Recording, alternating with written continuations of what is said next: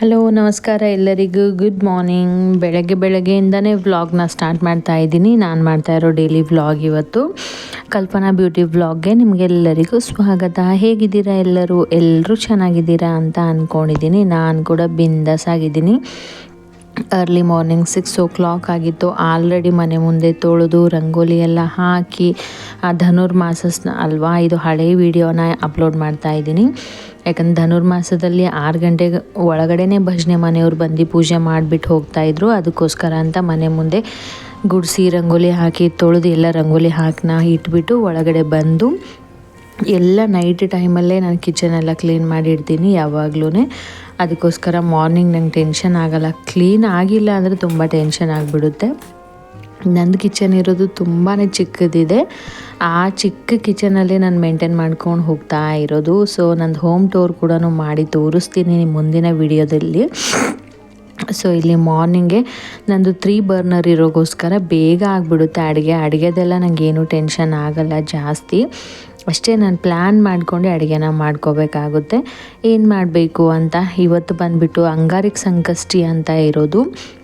So ಇದು ಅಂಗಾರಿಕ ಸಂಕಷ್ಟಿ ಅಂದರೆ ತುಂಬ ಶ್ರೇಷ್ಠವಾದ ದಿನ ಅಂತಲೇ ಹೇಳ್ಬೋದು. ವರ್ಷದಲ್ಲಿ 2 ಸಾರಿ ಮಾತ್ರ ಬರುತ್ತೆ. ಈ ಅಂಗಾರಿಕ ಸಂಕಷ್ಟಿಯನ್ನು ನೀವು ಯಾರಾದರೂ ಹಿಡಿಬೇಕು ಅನ್ನೋರಾದರೆ ವರ್ಷದಲ್ಲಿ ಮಂಗಳವಾರ ಮಾತ್ರ ಬರುತ್ತೆ. ಅಂಥ ಟೈಮಲ್ಲಿ ನೀವು ಹಿಡಿದುಬಿಟ್ಟು ಪೂಜೆನ ಮಾಡ್ಕೊಂಡು ಹೋಗ್ಬೋದು. ಮಂತ್ಲಿ ಬಂದಿರೋ ಸಂಕಷ್ಟಿ ಕೂಡ ಮಾಡ್ಕೋಬೋದು. ನಾವು ಮಂತ್ಲಿ ಮಾಡೋಕ್ಕಾಗಲ್ಲ ಅಂತ ಇರ್ತೀರಲ್ವ, ಅಂಥವ್ರು ವರ್ಷದಲ್ಲಿ 2 ಸಾರಿ ಮಾತ್ರ ಉಪವಾಸ ಉಳಿದ್ಬಿಟ್ಟು ಪೂಜೆನ ನೀವು ಮಾಡ್ಕೊಂಡು ಹೋಗ್ಬೋದು. ತುಂಬ ಒಳ್ಳೆಯದಾಗುತ್ತೆ. ಗಣೇಶ ಎಲ್ಲ ವಿಘ್ನಗಳನ್ನು ನಾಶ ಮಾಡುವವನೇ ಗಣೇಶ ಅಂತ ಹೇಳ್ತಾರಲ್ವ, ಅದಕ್ಕೋಸ್ಕರ.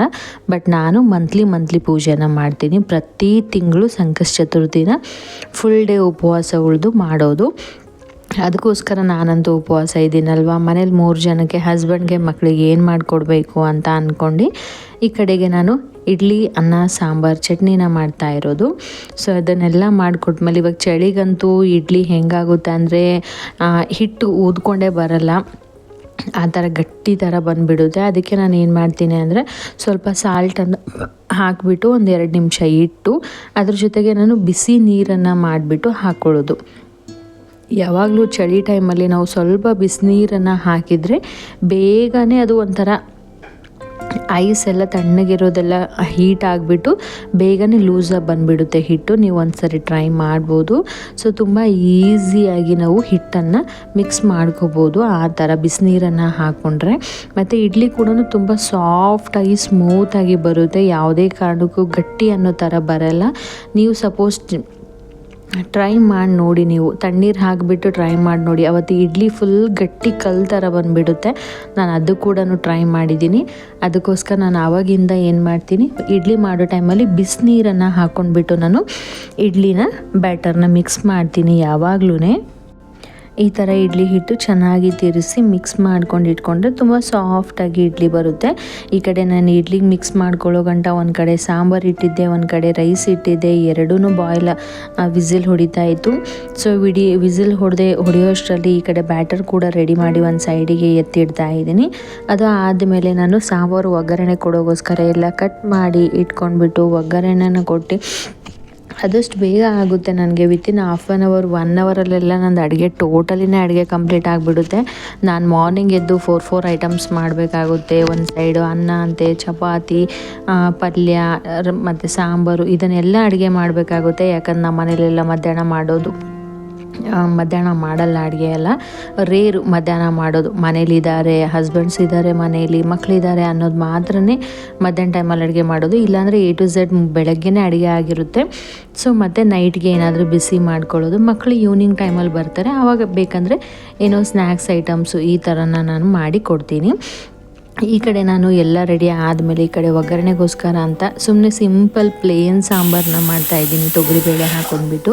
ಯಾಕಂದರೆ ನಮ್ಮ ಮನೇಲಿ ನಂದು 2 ಮಕ್ಕಳಿಗೆ ತರಕಾರಿ ಹಾಕಿರೋದು ಅದು ಇದು ಅಷ್ಟೊಂದು ಲೈಕ್ ಆಗೋಲ್ಲ. ಇಡ್ಲಿ ಜೊತೆಲಿ ಪ್ಲೇನಾಗಿ ಇರಬೇಕು, ಆ ಥರ ನಾನು ರೆಡಿ ಮಾಡಿ ಇಟ್ಕೊಂಡಿದ್ದೆ. ಈ ಕಡೆ ಒಂದು ಗ್ಲಾಸ್ ಬಿಸಿನೀರನ್ನು ಮಾಡ್ಕೊಂಡ್ಬಿಟ್ಟು ಕುಡ್ಕೊಂಡು ಕೂತ್ಕೊಳ್ಳೋಣ ಯಾಕಂದರೆ ರೈಸು ಆಗಿತ್ತು, ಸಾಂಬಾರು ಆಗಿತ್ತು, ಮತ್ತು ಒಂದು ಸೈಡ್ ಇಡ್ಲಿ ಕೂಡ ಇಟ್ಟಿದ್ದೆ. ಎಲ್ಲ ರೆಡಿ ಆಗಿತ್ತು. ಅದಕ್ಕೊಂದು ಗ್ಲಾಸ್ ಬಿಸಿನೀರನ್ನು ಕುಡಿದ್ಬಿಟ್ಟು ಎಲ್ಲ ಕೆಲಸ ಕಂಪ್ಲೀಟ್ ಆಯಿತು. 8:15 ಆಗ್ತಾಯಿದೆ. ಮಕ್ಕಳು ಕೂಡ ಹೋದರು ಇವಾಗ.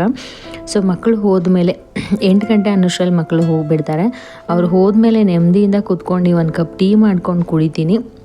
ಸೊ ಮನೆ ಕೆಲಸ ಎಲ್ಲ ಕಂಪ್ಲೀಟ್ ಆದಮೇಲೆ ಸ್ನಾನ ಪೂಜೆ ಎಲ್ಲ ಆದಮೇಲೆ ನಾನು ಇಲ್ಲಿ ಸಬ್ಬಕ್ಕಿ ನೆನೆಸಿರೋ ಚಿತ್ರಾನ್ನ ಮಾಡ್ಕೊಂಡಿದ್ದೀನಿ. ಸಬ್ಬಕ್ಕಿ 1-2-3 ಅವರ್ ನೆನೆಸಿಬಿಟ್ಟು ಅದಕ್ಕೆ ಜೀರಿಗೆ, ಬೆಳ್ಳುಳ್ಳಿ ಮತ್ತು ಹಾಕಿಬಿಟ್ಟು 2 ಮೆಣಸಿನ್ಕಾಯಿ, ಕರಿಬೇವನ್ನ ಹಾಕಿ ಒಗ್ಗರಣೆ ಮಾಡ್ಕೊಂಡು ಇಟ್ಕೊಂಡಿದ್ದೀನಿ. ಸೊ ಅದೆಲ್ಲ ಆದಮೇಲೆ ತಿಂದು ಸ್ವಲ್ಪ ಹೊತ್ತು ರೆಸ್ಟ್ ಎಲ್ಲ ಮಾಡಿದ್ಮೇಲೆ ಸಾಯಂಕಾಲನೇ ನಾನು ಈವ್ನಿಂಗಿಂದ ಸ್ಟಾರ್ಟ್ ಮಾಡ್ತಾ ಇರೋದು ಬ್ಲಾಗ್ ಬಂದುಬಿಟ್ಟು. ಸೊ ಈವ್ನಿಂಗ್ ಟೈಮಲ್ಲಿ ಅಡುಗೆಗೆ ಅಂದ್ಬಿಟ್ಟು ಒಂದು ಸೈಡ್ ನಾನು ಕಡಲೆಪುರಿ ಚಟ್ನಿ ಖಾಲಿಯಾಗಿತ್ತು, ಕಡಲೆಬೀಜ ಚಟ್ನಿ ಖಾಲಿಯಾಗಿತ್ತು, ಅದನ್ನು ಫ್ರೈ ಮಾಡ್ಕೋತಾ ಇದ್ದೆ. ಇನ್ನೊಂದು ಸೈಡಲ್ಲಿ ನಾನು ಇಲ್ಲಿ ಹಾಗಲಕಾಯಿ ಇತ್ತು. ಸೊ ತುಂಬ ದಿವಸದಿಂದ ಹೇಳ್ತಾನೆ ಇದ್ರು ನಮ್ಮ ಮನೇಲಿ ಹಾಗಲಕಾಯಿ ಚಿಪ್ಸ್ ಥರ ಮಾಡಿಕೊಡಿ, ಫ್ರೈ ಮಾಡಿಕೊಡಿ ಅಂತ. ಅದಕ್ಕೆ ಅದು ಕೂಡ ಮಾಡ್ಕೊಳ್ಳೋಣ, ಹೆಂಗೂ ಇತ್ತಲ್ವ ಮನೇಲಿ. ಸೊ ಹಾಗೆ ಚೆನ್ನಾಗಿ ಫ್ರೈ ಮಾಡ್ಕೊಳ್ಳೋಣ, ಪಲ್ಯ ಮಾಡೋಣ ಅಂತ ತೆಗೆದೆ. ಈ ಕಡೆ ನಾನು ಹಾಗಲಕಾಯಿ ಕೂಡ ಫ್ರೈ ಮಾಡ್ತಾ ಇದ್ದೀನಿ. ಹಾಗಲಕಾಯಿ ಫ್ರೈ ಮಾಡ್ಕೊಂಡ್ಬಿಟ್ಟು ಈ ಕಡೆ ಕಡಲೆ ಚಟ್ನಿಗಂತ ರೆಡಿ ಮಾಡ್ಕೊತಾ ಇದ್ದೆ. ಅದು ಕೂಡ ಫ್ರೈ ಆಗ್ತಾಯಿತ್ತು. ಸೊ 2-3 ಕಡೆ ನಾನು ಕೆಲಸ ಮಾಡ್ಕೊಂಡಿದ್ರೆ ಬೇಗ ಆಗಿಬಿಡುತ್ತೆ. ವಿತಿನ್ 10-20 ಮಿನಿಟ್ಸಲ್ಲಿ ನಂದು ಅಡುಗೆ ಪ್ರತಿಯೊಂದು ಕಂಪ್ಲೀಟ್ ಆಗಿಬಿಡುತ್ತೆ. ಸೊ ಅದಕ್ಕೋಸ್ಕರ ಬೇಗನೆ ಸ್ಟಾರ್ಟ್ ಮಾಡಿದ್ದೆ ಅಡುಗೆ ಎಲ್ಲ. ಯಾಕಂದರೆ ಬೇಗ ಪೂಜೆ ಮಾಡಬೇಕು ಮತ್ತು ಟೆಂಪಲ್ಗೆ ಹೋಗ್ಬಿಟ್ಟು ಬರಬೇಕು. ಮಂಗಳವಾರ ಇರೋಗೋಸ್ಕರ ಗಣೇಶನಲ್ಲಿ ಪೂಜೆ ಎಲ್ಲ ಮಾಡ್ತಾರೆ, ಗ್ರ್ಯಾಂಡಾಗಿ ಸೆಲೆಬ್ರೇಟ್ ಮಾಡ್ತಾರೆ ಅಲ್ಲಿ ಪೂಜೆ ಎಲ್ಲ. ಅದನ್ನೆಲ್ಲ ನೋಡ್ಕೊಂಡ್ಬಿಟ್ಟು ಬರೋಣ. ಅಲ್ಲೆಲ್ಲ ನೋಡ್ಕೊಂಡ್ಬಿಟ್ಟು ಬಂದು ಬೇಗ ಮನೇಲಿ ಕೂಡ ಪೂಜೆ ಮಾಡ್ಕೊಳ್ಳೋಣ ಅಂತಲೇ ಬೇಗನೆ ಅಡುಗೆ ಮಾಡಿರೋದು. ಸೊ ಟೈಮಿಂಗ್ಸ್ ಅಂತ ಕೊಡ್ತಾರೆ ನಮಗೆ. ಗಣೇಶ ಪೂಜೆ ಯಾವಾಗ, ಚಂದ್ರೋದಯ ಯಾವಾಗ ಅಂತ ಟೈಮಿಂಗ್ಸ್ ಕೊಡ್ತಾರೆ. ಆ ಟೈಮಿಂಗನ್ನು ನಾವು ಫಾಲೋ ಮಾಡ್ಕೊಂಡ್ಬಿಟ್ಟು ಪೂಜೆ ಮಾಡಬೇಕಾಗುತ್ತೆ. ಒಂದೊಂದು ದಿವಸ 8 ಗಂಟೆಗೂ ಕೊಡ್ತಾರೆ, ಒಂದೊಂದು ದಿವಸ 10 ಗಂಟೆ ಗಂಟ ಕೊಡ್ತಾರೆ, ಒಂದೊಂದು ದಿವಸ 11 ಗಂಟೆ ಆದ್ರೂ ಚಂದ್ರೋದಯ ಉದಯ ಆಗಲ್ಲ ಅಂತಲೇ ಹೇಳ್ಬೋದು. ಚಂದ್ರ ಬೇಗ ಕಾಣಿಸೋದೇ ಇಲ್ಲ. ಇನ್ನು ಹಳ್ಳಿ ಕಡೆ ಅಂದರೆ ಬೇಗ ಕಾಣಿಸುತ್ತೆ. ಯಾಕಂದರೆ ಆ ಕಡೆ ಈ ಕಡೆ ಏನೂ ಅಷ್ಟೊಂದು ಎಲ್ಲ ಬಿಲ್ಡಿಂಗ್ಸ್ ಎಲ್ಲ ಇರಲ್ವಲ್ಲ. ಇಲ್ಲಿ ಅಂತೂ ಸಿಕ್ಕಾಪಟ್ಟೆ ಬಿಲ್ಡಿಂಗ್ಸ್ ಇರೋಗೋಸ್ಕರ, ಎಲ್ಲಂದರೆ ಅಲ್ಲಿ ಅಪಾರ್ಟ್ಮೆಂಟ್ ಇರೋಗೋಸ್ಕರ ನಮಗೆಲ್ಲೂ ಚಂದ್ರ ಕಾಣಿಸೋದೇ ಇಲ್ಲ. ಎಷ್ಟೇ ಮೇಲೆ ಹೋಗಿ ನೋಡ್ತೀವಿ ಅಂದ್ರೂ ಕಾಣಿಸೋದೇ ಇಲ್ಲ. ಸೊ ನಾನು ಅದಕ್ಕೆ ಏನು ಮಾಡ್ತೀನಿ ಅಂದರೆ ಯಾವಾಗಲೂ ಫೋನಲ್ಲಿ ಒಂದು ಚಂದ್ರ ಫೋಟೋನ ಹೊಡ್ಕೊಂಡು ಇಟ್ಕೊಂಡಿದ್ದೀನಿ. ಅದನ್ನೇ ನೋಡ್ಕೊಂಡ್ಬಿಟ್ಟು ನಾನು ಪೂಜೆನ ಮಾಡಿ ಊಟ ತಿಂತೀನಿ ಯಾವಾಗಲೂ.